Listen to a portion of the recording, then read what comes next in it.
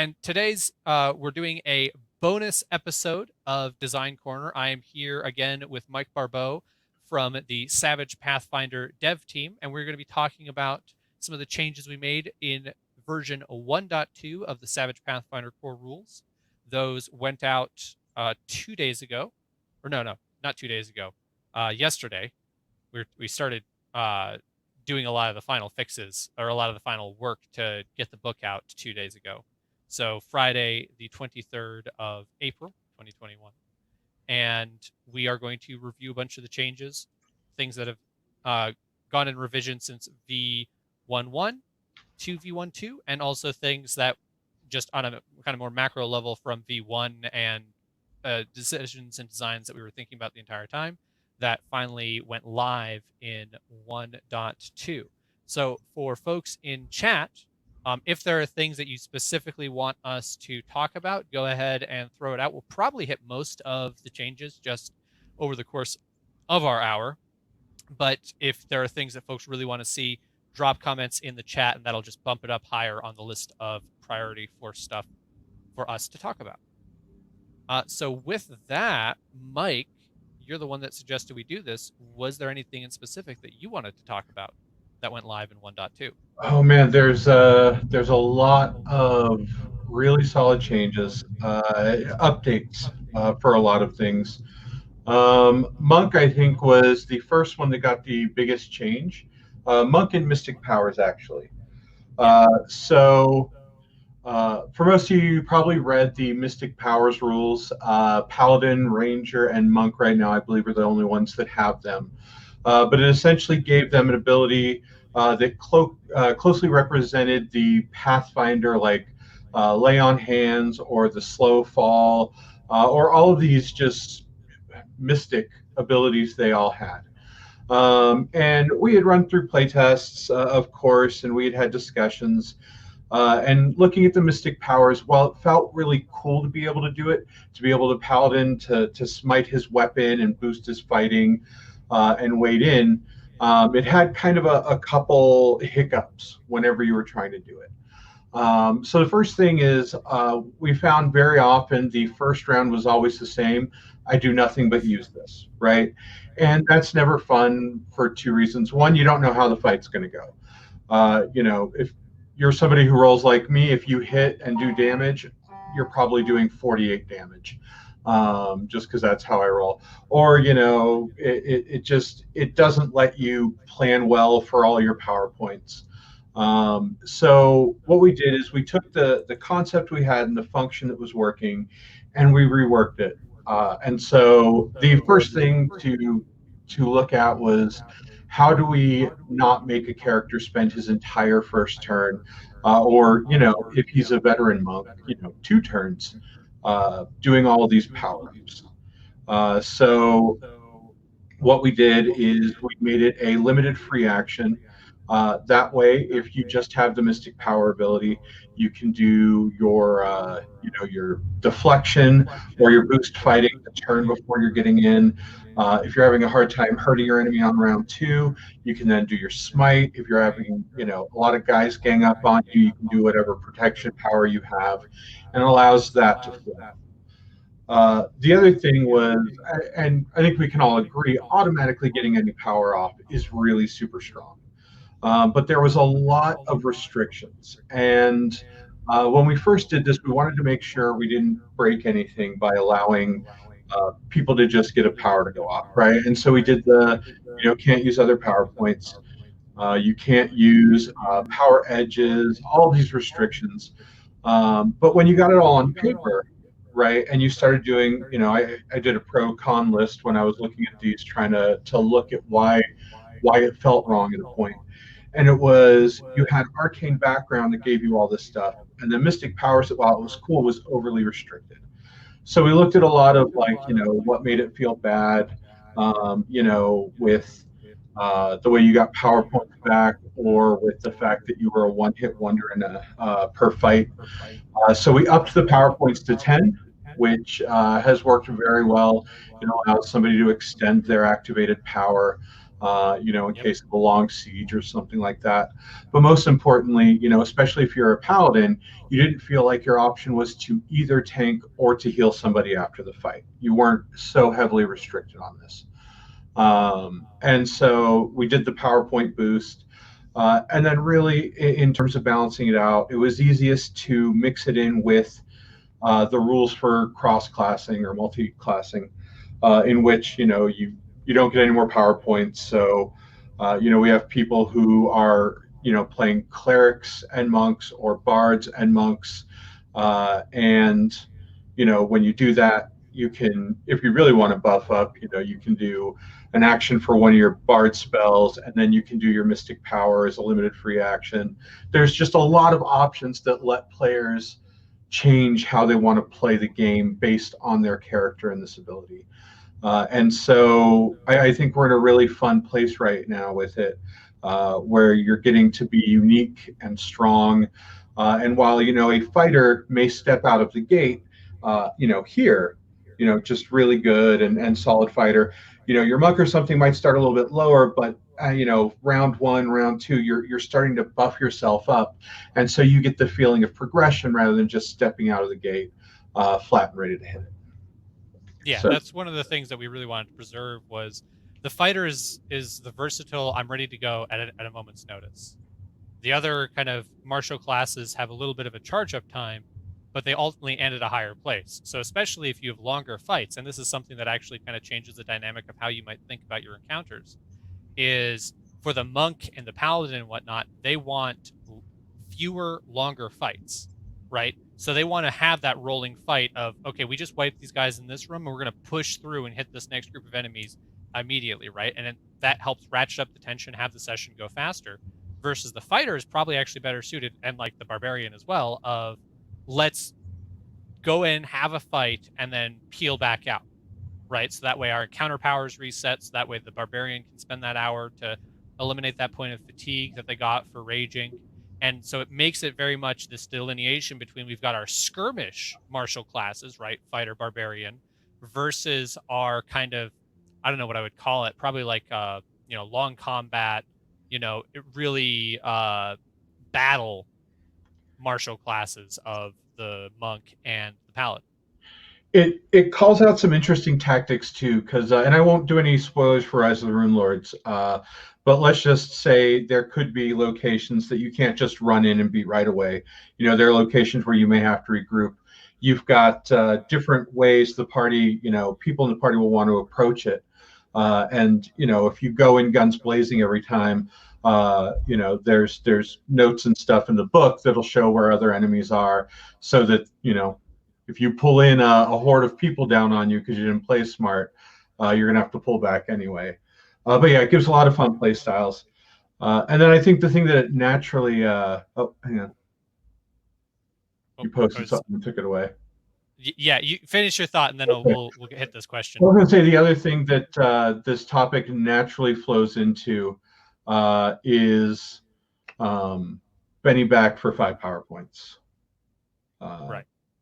We played with it a lot. For anybody who may have seen, the earlier version, or people who saw 1.1 to now, you'll know that throughout all of our play testing, we have tried many things to make sure, powers felt right.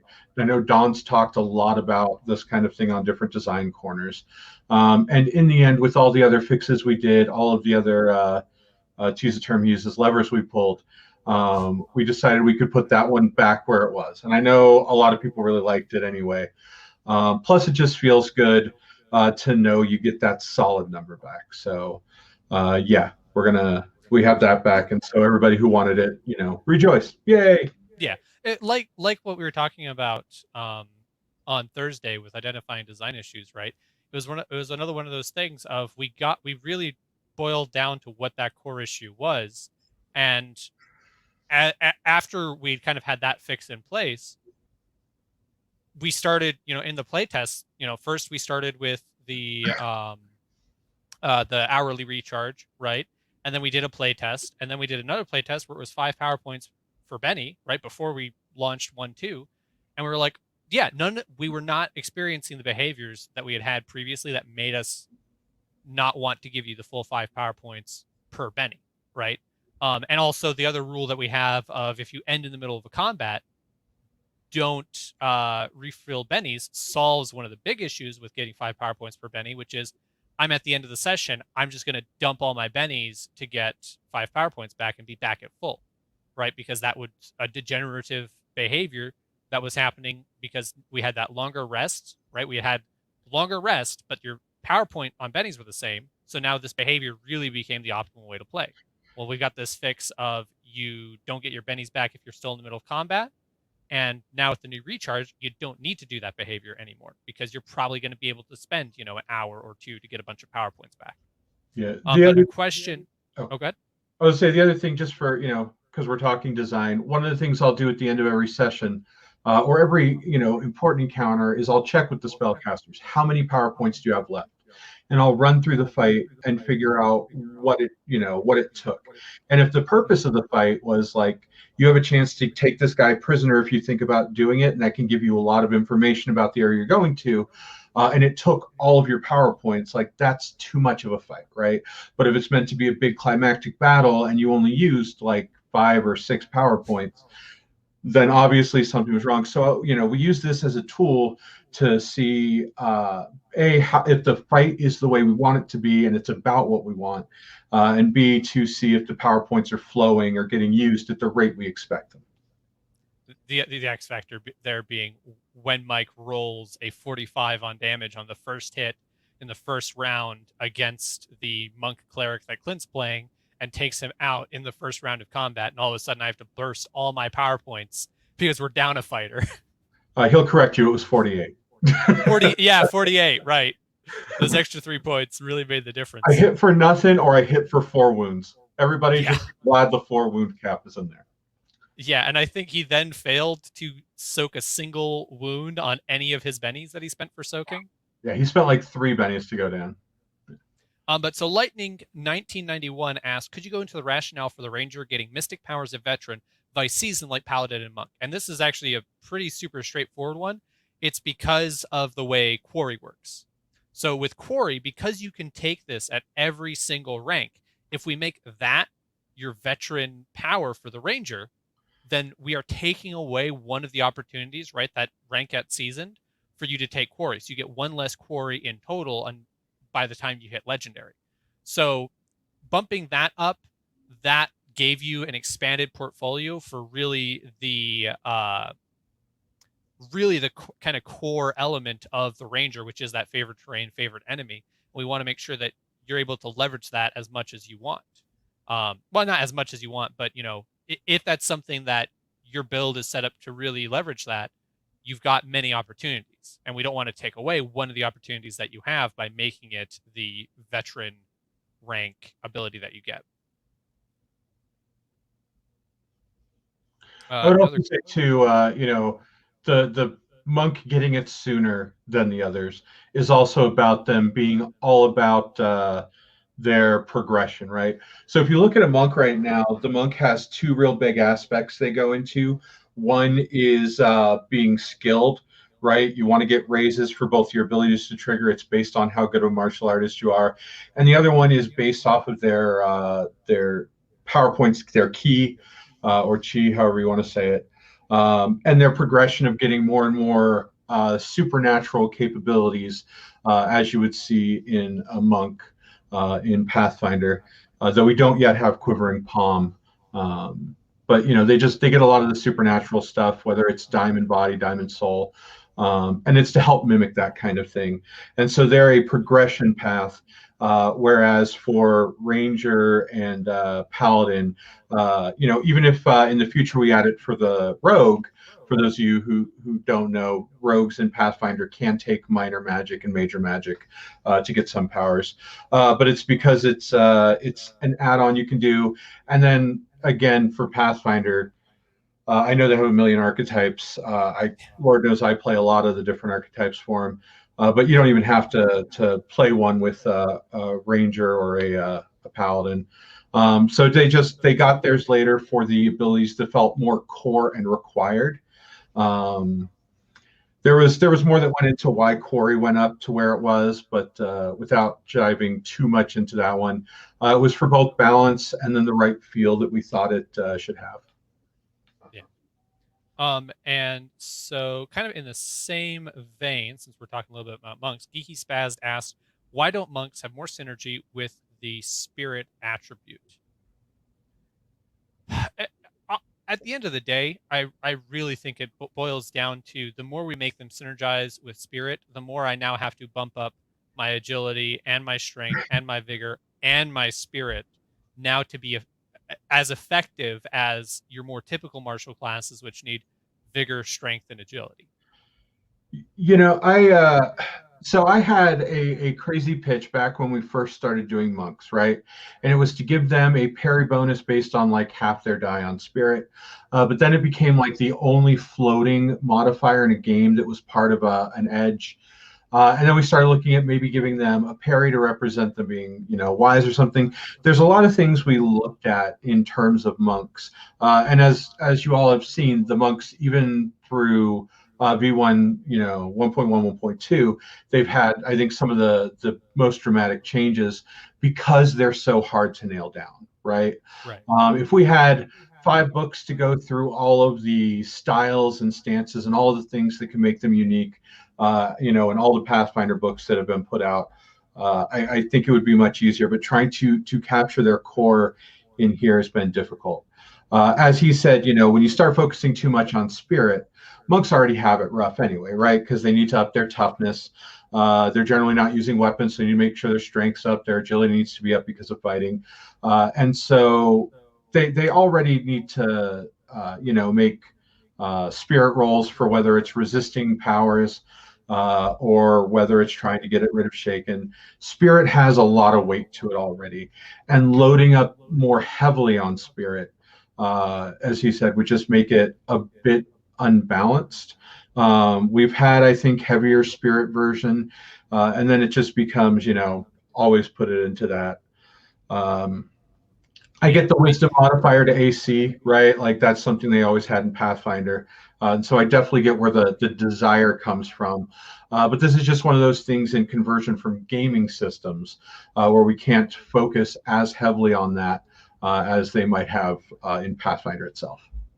Yeah, and I think we're definitely going to see more revisions to the monk just because it's a thing. Like we just tested it, right? And both Clint and Chris were playing monk multi-classes, right? Clint was a monk cleric, and Chris was a monk bard. And I mean, part of that is because we are right in the point where we're playing like kind of weird builds to see how they work together and stretch the limits of the game. But it's something where we're getting more and more data as we're playtesting with these characters, and we're seeing where the deficiencies, right? Like there's this tension right now that we're talking about between should mystic powers be a limited free action, or in addition to being able to be something I can also do as an action on my turn, right? We actually liked the fact that I don't, Super Saiyan in the first round and then play out the rest of the combat. Having options and, every round I'm probably using that limited free action to cast a mystic power, but that means I'm making decisions every single round. Well, for the monk, right, because they have a lot more ground to cover because they don't get the same, a lot of their stuff is based on their unarmed. And so it's not as easy for a monk to get a higher damage or armor piercing or anything like that. And they also have the armor restriction, so it's harder for them to get their toughness up and get the benefit from magic items. There's more work that we're definitely going to do to help bridge that gap. Because for Clint, it felt like I really needed to have, smite with AP and have protection up and boost this. Also, that way I'm getting to the point where the straight up fighter would be and then surpassing them. And so the amount of time that takes is more than the single limited free action each round went. So that's something that we are going to continue to look at and have conversations about. It's just the playtest was on Thursday. Friday we were getting this version out, so we haven't really had a chance to sit down and do a meeting about it. One last thing, and I want to tag on this, and I'll do Geeky Spaz's follow up comment. In terms of focusing on their spiritual aspect, one of the reasons we went with mystic powers is even if we gave them arcane background, monk, and tied their faith to their spirit, you're not feeling as good about playing a monk as you're now rolling your spell casting and then you're rolling your fighting. And so their ability to hone in on these is much more tied to their spiritual aspect. And so for purposes of role play in the grand sense, rather than having a number tied to spirit and such, we went with this. To answer your thing about the defenses novice, as he said, monk is the thing I think we're working on the most, and we've been play testing, and I wouldn't be surprised if in 1.3 there's at least one edit for him. I talked about increased parry early on, but you end up with this snowball effect when you add free parry, and then you do your power for deflection, and then you do a double boost trait on fighting, and suddenly you're up 6 points of parry. And so I know they're a bit squishy right now. I think the term that often gets thrown around is they don't look as sexy right off the bat as other classes. And I think you are, you're spotting something. You're more subject to get hit than some other classes, especially if they have a shield. But we're trying to make sure it feels right. And trust me, I think about this every time I kill a monk. You've only killed the one. I've only killed the one. I've just beaten on the other. Oh wait, did Clint's? No. Simon's paladin died in that encounter where you dropped Clint in the great first round. example of a high parry doesn't always save you. Yeah. Highest parry in the group. Only one died. We've talked a lot here about this. There is one thing I think it'd be great to talk about for races. Because that's of course, or sorry, ancestries. Sorry, that's what we're going with now. That's one of the first thing almost any player looks at. And there was a lot of talk early on about the elf, right? Whether it was better than all the others, worse than all the others. We had that initial typo where it said -2 to vigor, I think, or it was -4 to vigor roll, something like that. It was, right. One of the previous versions. And of course that got fixed.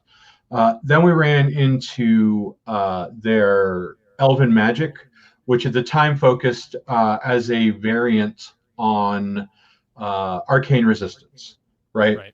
And that came from, if anybody has looked at the old elves in Pathfinder, I say old because Pathfinder came out, like over a decade ago. They all have the better ability to resist magic, right? And so this felt like the right way to go. We wanted to use an existing rule, so it was very easy. In all the play testing, the big thing we found is it did a little bit more than we wanted it to, and it represented something at a higher strength than the elves actually had. They're also like the only race that gets like 2 attribute bumps. If anybody looks at converting, because I know it's been asked a lot, the hardest thing about converting, and one of the reasons we went to a 4-point race, is their races are all super, right? They don't have much in the way of hindrances, and we can try to pull like role play hindrances based off some of the text and try to fit it in there. But the more we did, the less and less was actually tied to the rules. But in pulling the elf back a little bit and setting it where we wanted, rather than spell casting just hitting a -2 on it, it was more focusing on their ability to resist illusions and enchantments. And that came to the place where we landed, which I believe is a free reroll when resisting powers from an enemy.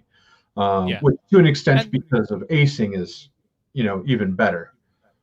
Yeah, and that follows kind of this fairly common trend that we've seen again and again. And it's basically, we went from let's make this a penalty for somebody else to a bonus for the character that has it. And I think in basically every instance where we've shifted the design to that, it's worked better. obviously the reason we don't start there all the time is because there's plenty of instances where it's a little less thematic, a little less appropriate, and also if we do that for literally every ability, then half the abilities in the book are going to be extraordinarily similar. And so that's the place where we can add some diversity without having to go too crazy with adding new rules.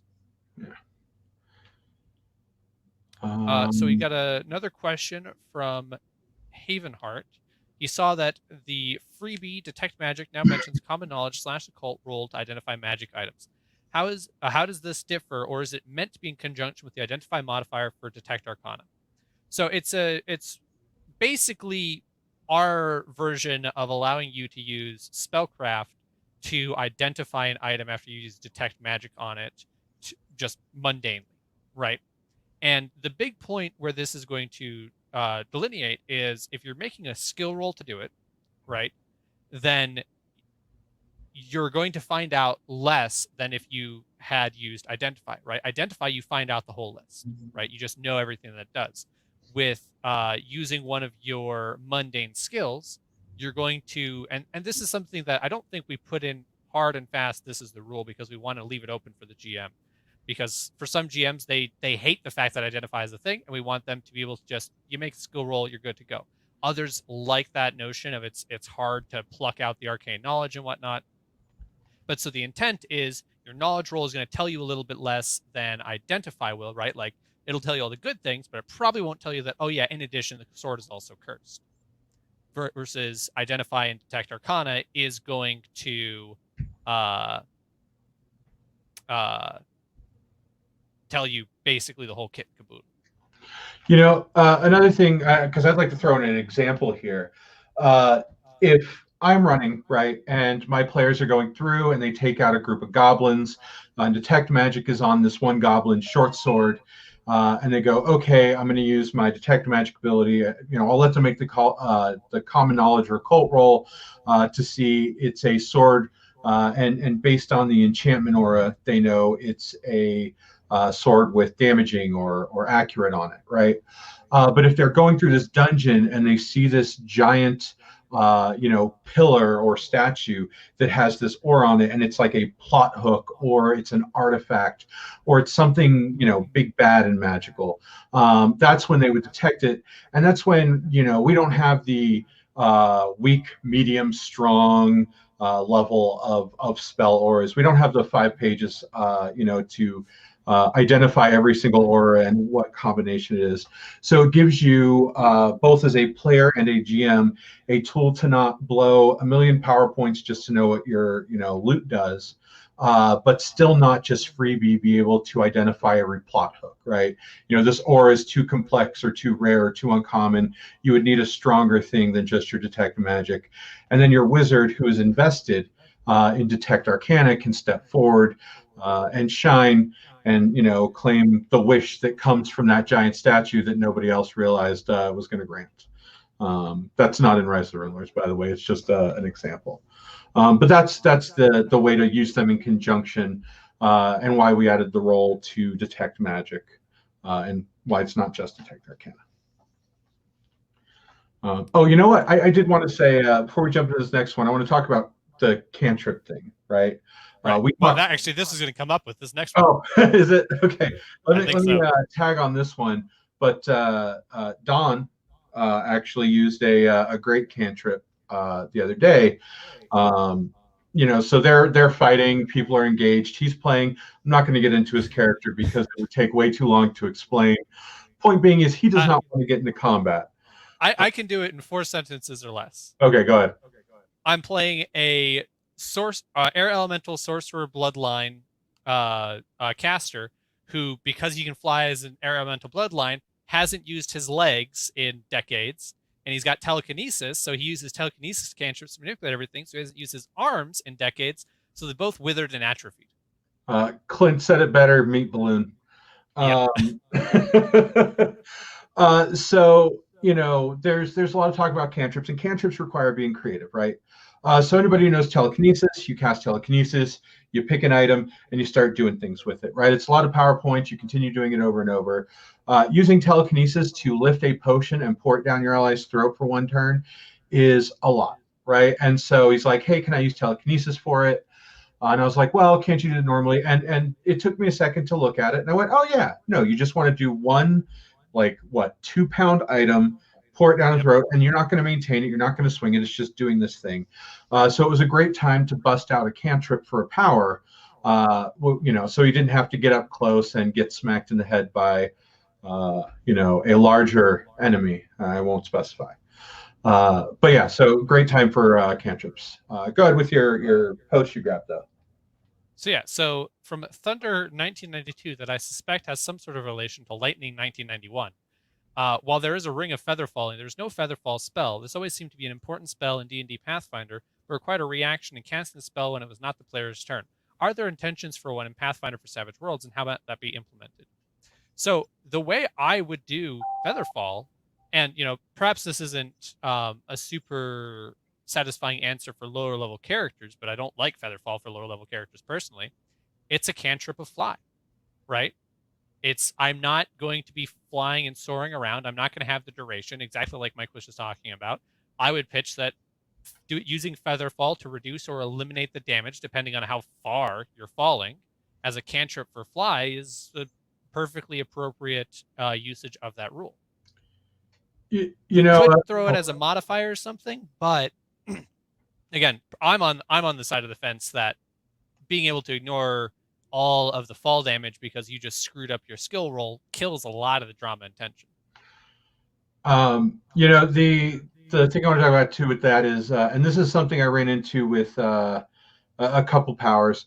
The fact that Savage Worlds has fly makes both Featherfall and Levitate really hard to work with, because we're not going to create a power that does less than an existing power. Nobody's going to take Levitate when they could just take fly.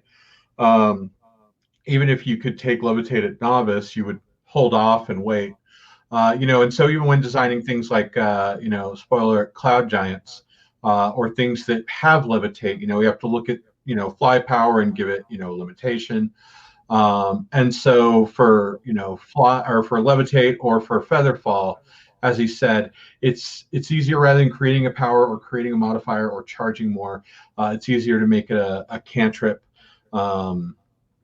And as of right now, I don't think there's a react on somebody else's turn kind of thing for activating a cantrip. So I think you would still have to have held or just, say to the GM, I think I'm going to fall here. I'm going to ready Featherfall cantrip for, when it happens. And that's just an element of our game, right? Like we don't have reactions. The closest you get is a free attack when somebody moves out of threat, or something like counterattack. But that's not the default assumption that everything in our game has a reaction. So that's not something we want to add in, because now we're adding a lot more decision making I'm making for my character on other people's turns, which slows down the game.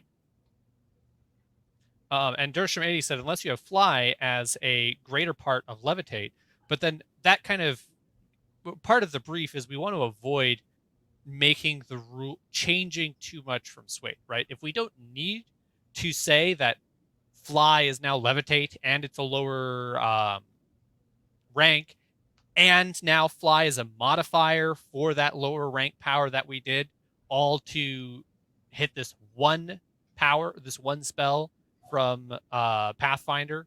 That's a lot of kind of work to replicate one thing that, and again, like, it doesn't necessarily have to be fly as the cantrip that you use, right? There's other things that you could always try and pitch your GM on or try and utilize. And again, you have to consider what's our style of game, right? And even if, we're spending a lot of work trying to make sure that a lot of the things you can do in Pathfinder, you can do in Savage Worlds. But one of the things that is definitely true about Savage Worlds is things like falling off a cliff are really nasty in Savage Worlds. It always has been. That's kind of part of the brief. That's what you expect out of our rules. So by saying the point in which you can invalidate falling off a cliff is much later in our game than default Pathfinder, that's one of those areas. And it's super bespoke, and it's not a clear guideline, right? Then we're just, those are kind of the thing what I'm trying to transmit is sometimes there are points where we just decide that the way Savage Worlds does it is the way that we prefer versus trying to replicate the Pathfinder version, despite the fact that we do say we're trying to, as often as possible, let you do the things that you can do in Pathfinder. And that is, in combination, a element of taste and an element of preserving the feel of our game.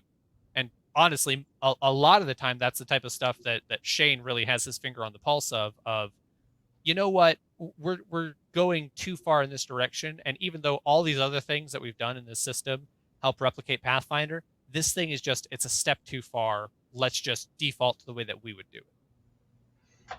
Yeah, Shane loves watching a party get wrecked, or at least his own party. Geeky Spaz asked about if you guys are going to get to it. I'd like to hear about the design considerations for the spell books for wizards. So I think we talked about that on the last time I had you on. Yeah. I don't know that has anything really changed. No, but I'll do a brief recap just for anybody, and for Geeky Spaz if you didn't watch the last one. Basically, over the course, we wanted to do two things. We wanted to make a wizard reliant on a spell book, because wizards are reliant on their spell books. And we wanted to make spell books be cool rather than just a sad thing. And so through all of our changes, the way we ended is you still, you have your spell book requirement. Somebody steals it. If you blow it up in your own fireball, what have you, you got to get a new one to be able to do your powers. But what we wanted to keep is, without having to create a whole new system for tracking powers, or for just giving a magic or a wizard heavy campaign, the wizard character every spell in the game, by veteran, we wanted to look at a way to address the coolness of finding a spell book, right? Of taking somebody down and going, sweet, dibs on the spell book, flip the flip. And so where we landed with that was to say, okay, when you get a spell book, how is that better for you? More spells, right? More powers.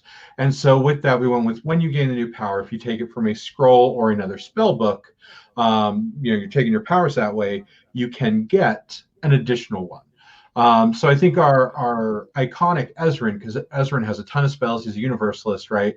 He takes new powers, I think, like 4 or 5 times. He has so many powers, right?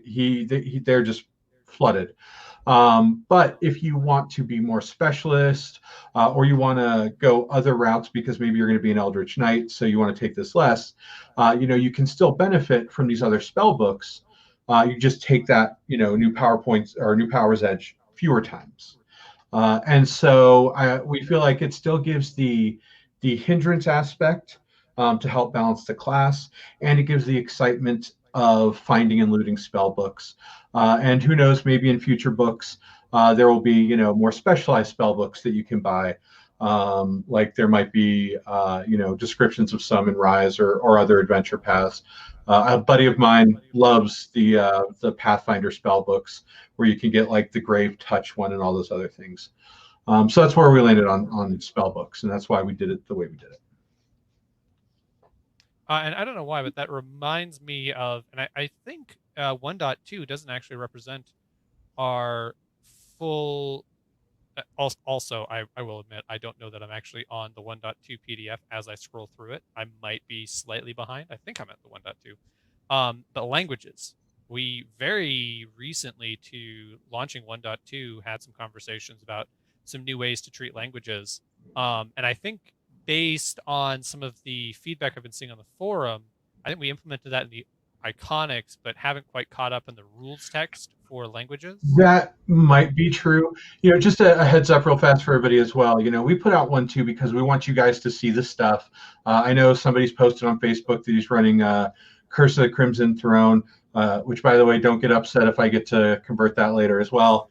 But, we want you guys to be able to use this stuff, and rather than waiting on everybody to respond to the latest, is this where we're landing, and waiting a full week for any of that. It's better for us to put this out and finish the things we're discussing, right? So that the next version we may update it there.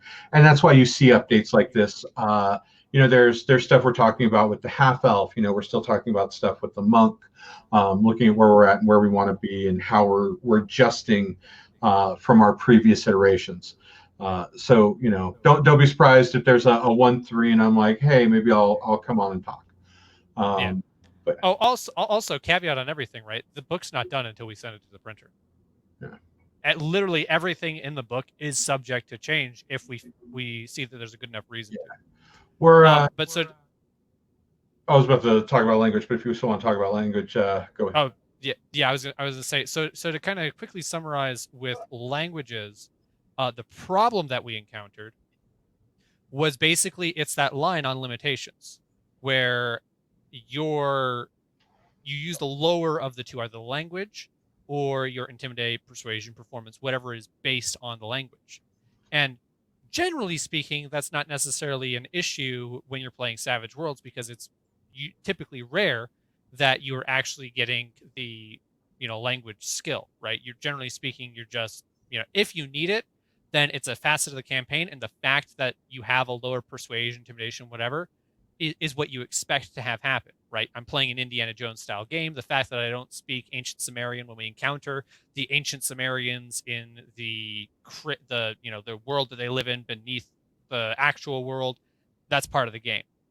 Well, in Savage Pathfinder, that isn't as big a focus of the game. Language is not this, big barrier that you're all trying to delineate the differences between, right?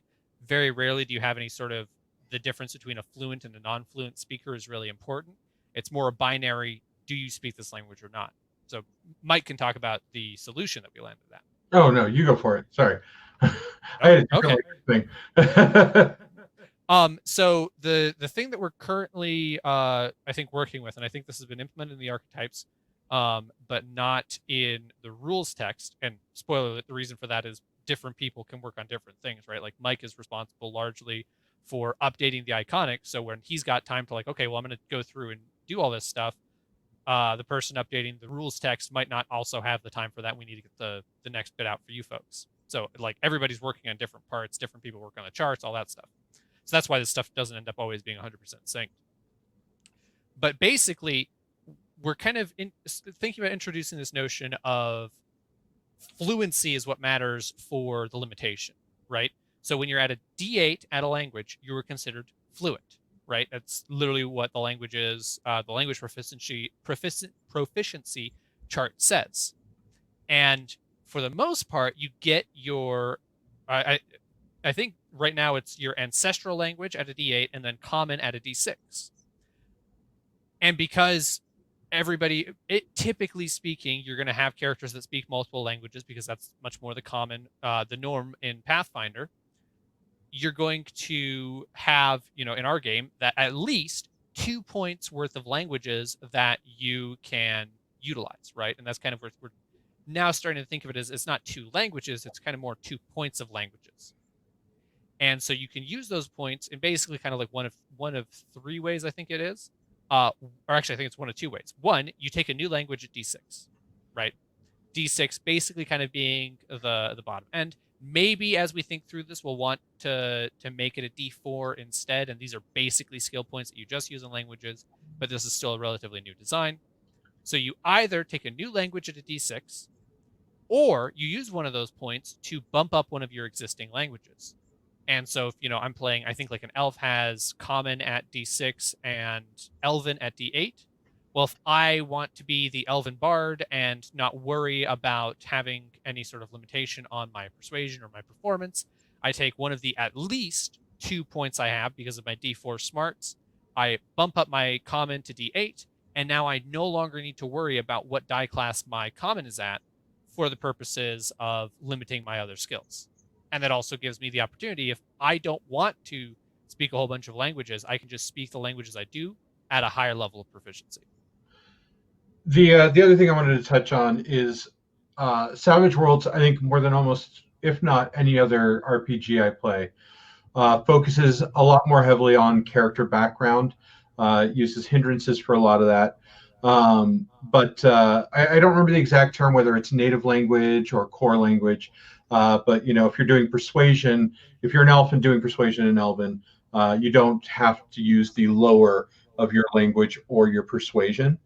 Um, and so that does give, like, if I want to role play a dwarf who was raised in an elven society and I'm some outcast because of the way I act, I'll tell my GM and he can let me have that instead of dwarven as my core, so that I don't have to worry about persuasion in elven the way I might normally have to. And so some of this stuff just comes with the way Savage Worlds plays and Savage Worlds functions in terms of what is a yes or a no, or that kind of aspect. Yeah, at the end of the day, the you talking to your GM at the table supersedes everything, right? So we don't necessarily feel the need to have every rules exception lined out in the book. That's why you have a GM. Dersham80 asked, any word on the bestiary? Not at the moment. I don't So know of any news on that. what for when it will be available to you guys, I don't have an answer on that. I do want to say that it's awesome. I think Chris right now is going back and doing some formatting changes to make things more easily readable. I think it has been implemented in the. I'm curious if that's Shane doing the Peg Inc. account. I know he's a. No, it's Landauer. Oh, it's Landauer. Okay. So we can ignore everything he says. But yeah, it's being looked at. It's being worked on. Everything's being play tested. And for those of you guys who are waiting for it, because this is by far one of the things I was most excited about. It's an intense book, right? We don't just have the generic version of a creature, and so it's very simple. No shade thrown at any of the Sway creatures, but we're focused on making sure it's the Pathfinder version. And if you ever look at Pathfinder creatures, I mean, yeah, Goblin's a goblin, but when you look at the Lamia matriarch, who has her size, all of her innate abilities, her powers, just everything combined. We try to make sure we capture it all. Minor things, that really don't fit or don't have a place, we may not try to shoehorn in. But you will see, on average, more bullet points, and so we're then trying to make sure, we're not throwing too many in there. Anybody who is, I mean, if you guys have seen the Ancient Vampire and Sway, that had a lot of bullets to begin with. We want to make sure we don't go heavier than this. So I personally am very much excited about it. We also, I believe, introduced, I shouldn't say believe, I know we introduced on a chunk of creatures more empowered versions, right? So you don't just have trolls, you then have a couple upgrades for them, so you can fight a harder troll later on. Or just as your heroes progress and they go, we'll butcher these ogres that we took out when we were seasoned and we're now heroic, and you're like, oh no, they're led by a couple ogre chieftains and this other type of ogre we have, and so they have these new abilities or these raised attributes. So there's a lot to go into it, and a lot of making sure that it's balanced, and that we properly represent what Paizo's vision was when they first put out Pathfinder for each of these creatures, without going overboard. Yeah, and also I think something that we're doing with the bestiary, and I think the having the different ranks of creatures really helps with, is limiting how much work you as the GM have to do as your characters progress to figure out how to challenge them in an encounter, right? We could just give you the base level, and then it's less of an issue when you're doing something like an adventure path like Rise of the Runelords, because you can just follow what we have in the adventure path. But if you're doing your own games or making up encounters on the fly, we're doing some more of the work for you, so that the ogres that were fine for your seasoned characters, you don't have to do a whole bunch of, okay, let me sit down and think, what should I add to them to make them a challenge? We've just provided that for you. So it should be a lot more user-friendly for the GMs running Savage Pathfinder. Geeky Spaz mentioned that the hierarchy of the bookmarks are messed up if you're on 1.2. That stuff is always going to get Like it is something that we're constantly moving stuff around and changing the book. And so the bookmarks is something that, we export it from InDesign to a PDF and then go in and fix anything that got screwy in the bookmarks. And that's a not insignificant amount of time. So folks can either have 1.2 yesterday or wait a week and all the bookmarks and all of those little things will be sorted out. That reminds me of something. First thing, the references at the back of the edges section aren't fully updated yet. And the reason I bring this up, those of you who look at prestige edges, they're not all just seasoned across the board anymore. They advance. So you've got seasoned, veteran, heroic. There are some that are seasoned veteran, just based on what you get. Like, so for example, the Shadow Dancer, their first ability is to be able to see in darkness, right? Something a lot of races just have, or to see a little better. It's not a great one, right? So you still get it seasoned, but you're not waiting on veteran to get your next cool ability, right? So a couple of them just based on the way their progression flowed in the prestige class, or the way they feel that they balance out. Because let's be honest, there's a reason some ledges are legendary, right? There's a reason some require novice, right? There is a bit of a difference there. And so we wanted to make sure they fit in the same way. So when you're looking at your character build, when you're looking at all that stuff, that's what we're keeping in mind when we do that. And so you'll notice those differences when you go in as well. Another question from Geeky Spaz. Do wizards with Eldritch Inspiration have access to all powers their tank, or all wizard powers their rank? Rank. Yeah, okay. Do they have... So right now... okay, I parsed the question now. Yeah. It's all powers, period, not just all wizard powers. Yep. We have gone back and forth on this. It's one that, it came up a lot. How do we want it to function? How is it meant to function? I have a buddy of mine, Paul, who can make a fighter that gets rogue abilities that lets him take wizard abilities, that lets him take cleric abilities. Point being is, if you're in Pathfinder, in the end, you can kind of take almost anything. In terms of this, the wizard, this is their heroic ability, and they're having to spend a penny, right? So it's extra resources on top of it. We wanted them to feel awesome, right?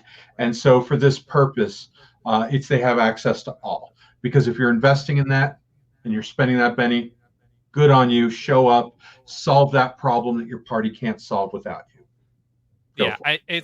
The example I think of with Eldritch Inspiration, that's kind of the archetypical example to me, is the cleric has just been slain in combat and is dead. We don't have the time or the opportunity to go elsewhere and find another cleric to resurrect them.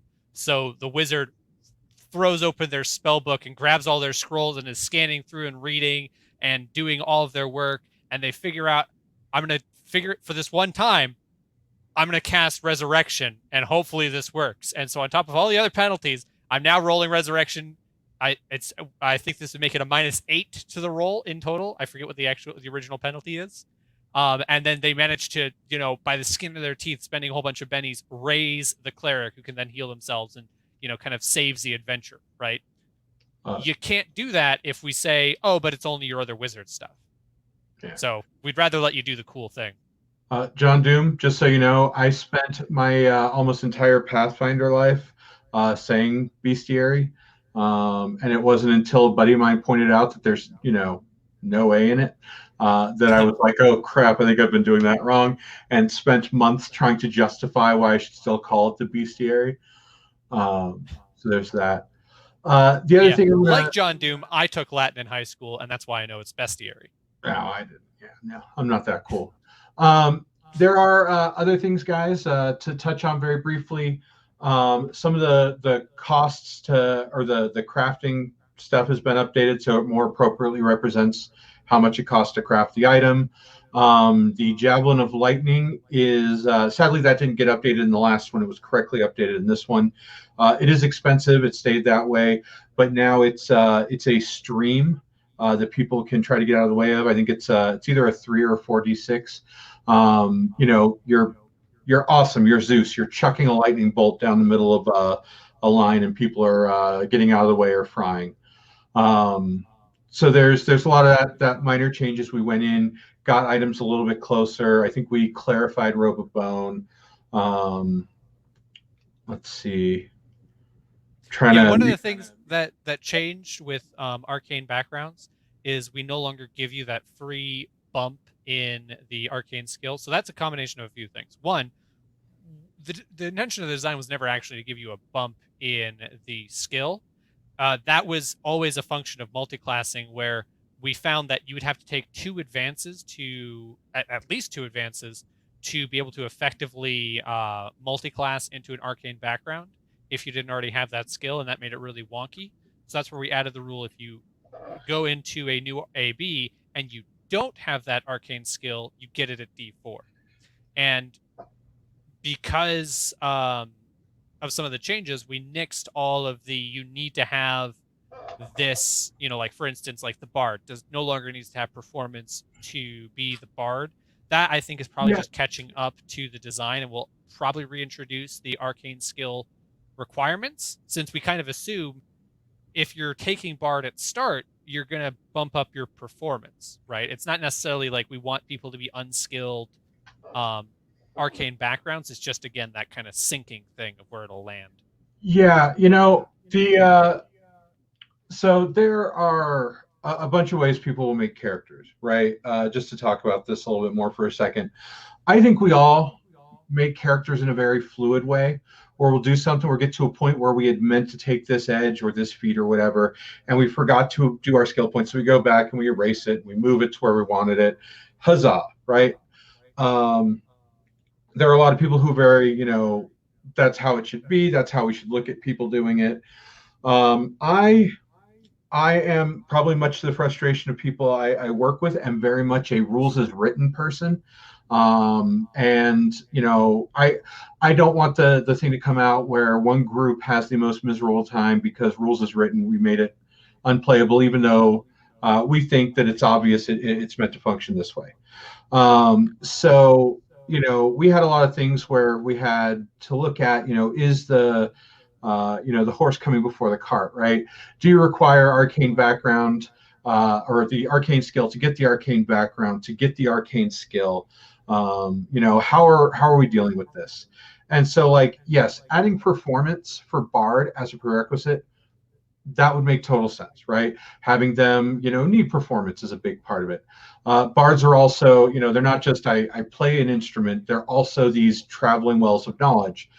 So having common knowledge up there, right, is a good prerequisite. And so as we're adjusting these, we don't want to make it impossible to get a new class, right? We don't want it to be impossible. We don't want you to have to jump through a million hoops. But we do want the prerequisites to kind of represent something of what you should have. I think a lot of spellcasters that are divine based have a spirit requirement of D6. So I mean, who's not bumping their spirit to a D6, right? But it does put it in there as something. I'm not saying that we will not adjust the prerequisites to now include the arcane skill beforehand, but it was as we were going through and looking at the order of operations and looking how things are going, we took it out to make sure it fit. And then the free D4, that I think was a bit of an internal decision / miscommunication in which we wanted the bump to function a certain way, and then it read a different way. And really, I mean, if you're buying an arcane background in Core Suede, right, you're not getting freebies like that anyway. So it's back to the way it should be. So you just have it. And yeah, there should be no core skill D4s that are requirements. So if something does say common knowledge D4, it's meant to either be a D6 or a D8. I think there's stealth in a couple that should be D8s. I think the Red Mantis Assassin in the companion book has stealth and thievery. So we're just trying to make those line up. again, don't be surprised if we change and do have an arcane skill be required. But for now, they're just not listed it. Yeah. Okay. This is something I keep mentioning all the time is how I'll at this point most of the changes are basically bookkeeping, right? So it's making sure things are synced up everywhere and that because and we'll talk about this on Thursday when I'm going to go through what does the process look like for us going through all these iterations, right? We design something, we release a version, we get feedback, we play test, we discuss it, make some updates, and then release it. And the process itself is, it's staggered and multiple people work on different things. So everybody have a little more information on what that process looks like. But most of the work right now is really just us, like one or two like tricky design issues that we've been, chewing on basically for the entire process. And then a lot of bookkeeping and making sure that the updates have been applied everywhere and like, where we made the update in the rule text, then every place that it shows up, it also gets updated. Or we did the reverse and we updated everything, but we need to put the place in the rule text where it goes, fitting things in layout, which is eternally Mike and Simon's bane as we are like, oh, well, we need an extra line here. Well, that shifts the entire layout. Examinators tear me apart today. Yeah, the common knowledge requirement, I think, was the most recent thing we added after I had updated the iconics. So yeah, that'll be another thing I have to go in and fix. One of the last things I really wanted to touch on, this isn't a change, but it's something that still comes up a lot in the PG forums, and it applies to people who are on the fence. And I want to talk very briefly about class edges, right? Or, if we had called them iconic edges, something that, I don't think anybody would have thought a second about.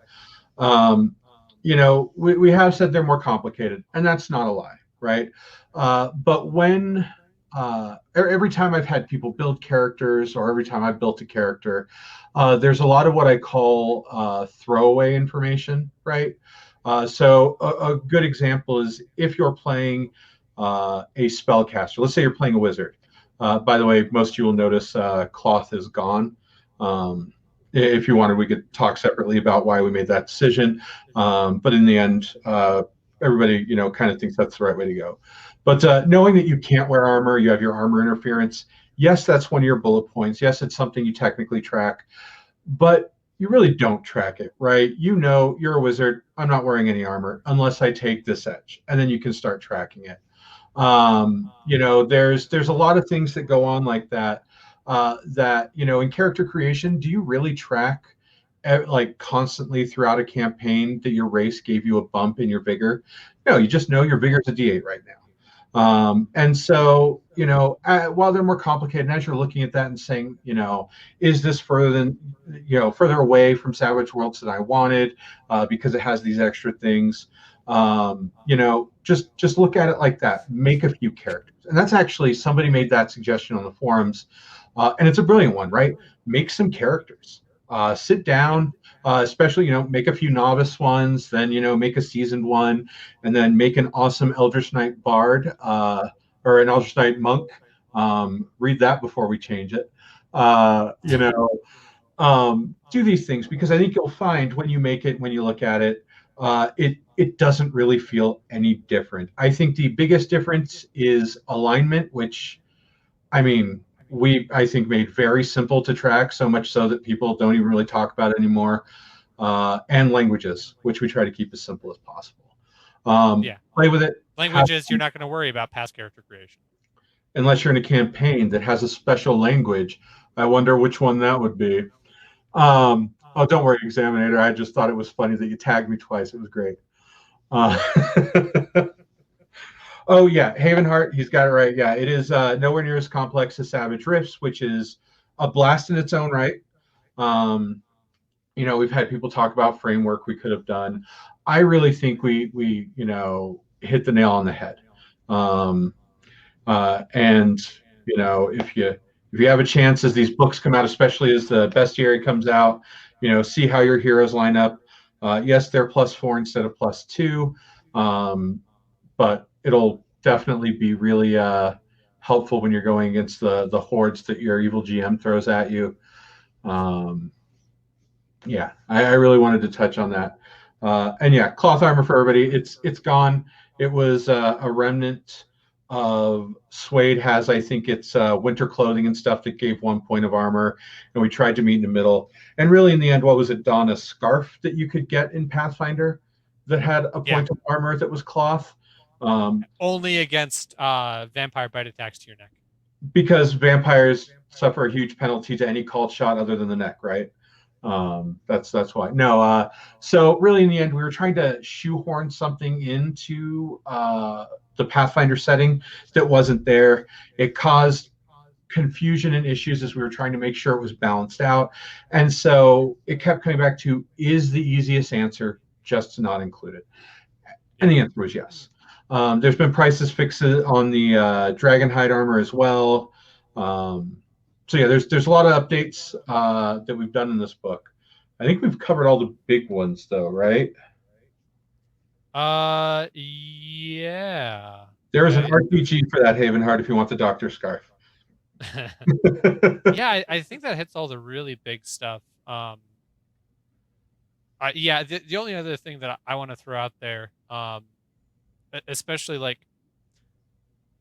and we're at the point where this is very much the case. Basically, all of the like more design feedback that I'm seeing on the forums now are people that were in the camp that didn't say anything when the people were making the opposite point earlier, right? So I'm resisting the temptation to go into a bunch of threads and say, listen, I need you to and tag the people from the threads like from 2 versions ago and say, hey, these people think that the thing that you're talking about breaks the game. Could you 2 fight and let me know which one of you is right? But that's something to keep in mind on the just kind of in general is we're at the point where largely we are not doing much more than finely tuning the dial on taste, right? How do we balance the taste of basically people that are going to disagree on what the rules should do no matter what we do, right? So keep that in mind. Don't get too angry with folks for having differing opinions than you. At this point, we're kind of in the nobody is really wrong territory. And also, just for us, and I'll throw this out there for people dropping feedback on the forum, feel free to not suggest that we all are complete morons with your feedback. I am, but yeah. By the way, later we can be friends again. Yeah, I'm not calling anybody out in particular. And this is something that like we do to each other in the design team, because we're passionate about this stuff. I wasn't actually even thinking of that. I was thinking about the testy conversation Shane and Clint had about scale. That's what I always think of like when you want to see 2 people butt heads, ask Shane and Clint their opinions on the scale table, and they will fight about it till the cows come home. Oh, sorry. But just kind of as a general, because basically everybody does read this stuff. It would be nice if folks could be nice in the way that they deliver feedback. Let me give a little bit of advice as somebody who's done playtesting for decades now, or a decade and a half, maybe. Anyway, anybody who does playtest for Privateer Press stuff, or anybody, you'll see these forms for feedback given, and a lot about the feedback comes with not only saying I dislike X, it doesn't feel right. Always have a follow-up, right? I don't like the Elven Magic because it's technically better because of this benefit than the Edge, right? That is great feedback as we look at it and go, oh, that's a valid point we didn't properly take into consideration, right? Or something we might have missed.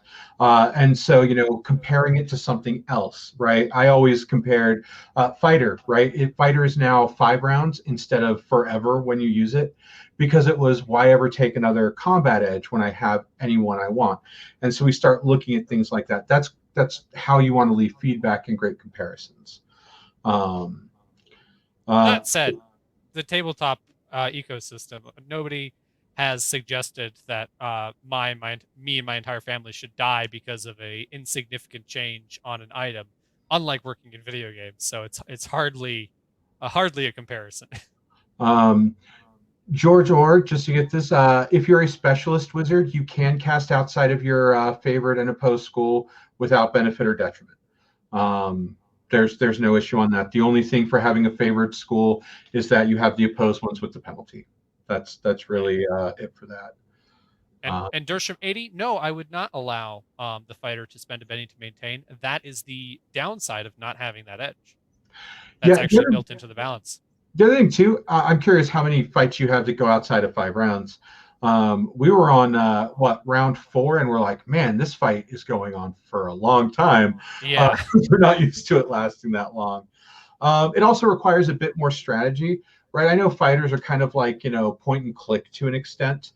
I think barbarians are a bit more of that, but besides the point, knowing that you don't want to activate this and just let it flow or extend it because you might want to use this other edge.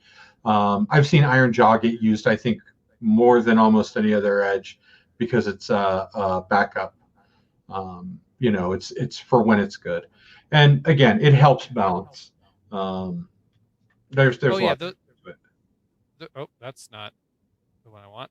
Yeah, I forgot. There's an examinator, and there's another question up above that we didn't get to that one. So rules changes affecting adventures and like Hall's Last Hope and Rise of the Rune Lords in the Bestiary. It really depends on what the change is, right? Like I think a while ago we changed how we were presenting all the benefits from like a class edge, where we don't tell you all the bullet points now. We just tell you the class edge. And so that means everything that has a class has to get changed. Yeah. So let me also say this, right? Especially for Rise of the Rune Lords, I, for the most part, have finished everything I'm doing in there. When I go back in, it's because I need to go in and change cloth to any or adjust a minor thing. It comes along to getting these layouts, getting we have people doing final proofing to make sure I don't butcher the English language.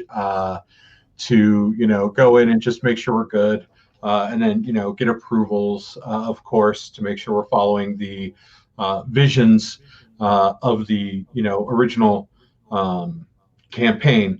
Because of course I've introduced dramatic tasks, which I think they're the ones I've introduced are pretty fun, in place of just doing some skill checks or just jumping in and seeing one thing. And so there's that. But I don't think we've done any big changes that have really slowed anything down in a while. And then somebody asked about while you're looking that up, Havenheart, so we have favored powers in the Shadow Dancer. I think it's or no, that's Mystic Powers, Shadow Force. I would really like to come up with names for all of these favored powers. The suites, not saying that we're going to have other suites of favorite power in the future, but I would like to, and so I'd really like to have names, but it's very hard to find a unique name for everyone. And I thought it would be easy until the answer was, all right, go ahead and figure out these unique names for us. And suddenly that became a large, daunting task.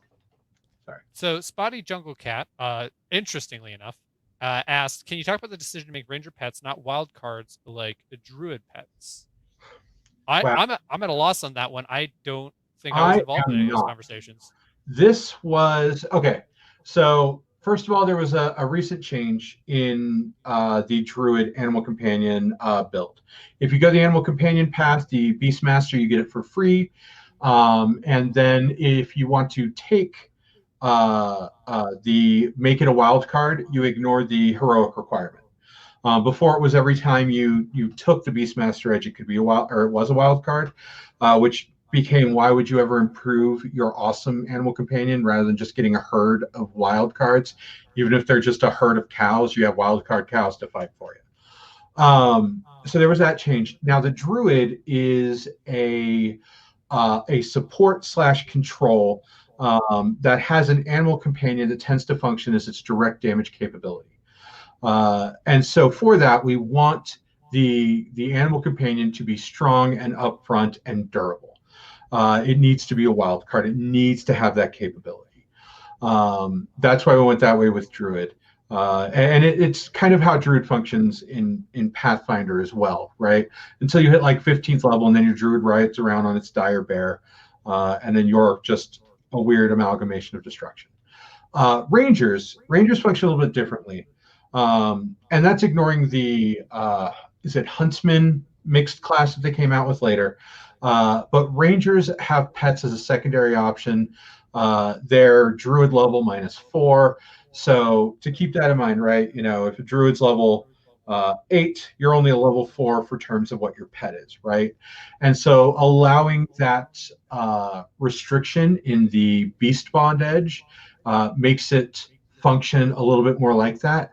But also the Ranger is his damage, right? He doesn't have to have his cat to go out and do the claws while he entangles or he buffs or he does something else, right?